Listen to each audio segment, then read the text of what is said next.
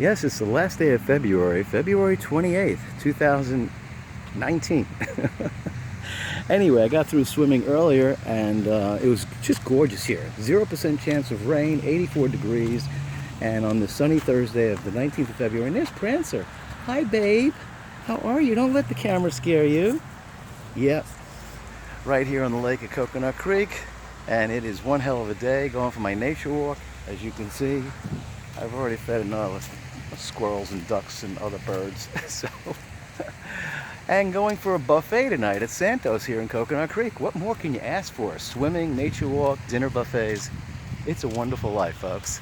Shining out, Coconut Creek, Florida. February 28th, 2019, the last day. For those for the promo on the Dunkin' Donuts, hey, Diana Fernandez, the clock is ticking, countdown, tick tock, tick tock, tick tock. Bye-bye.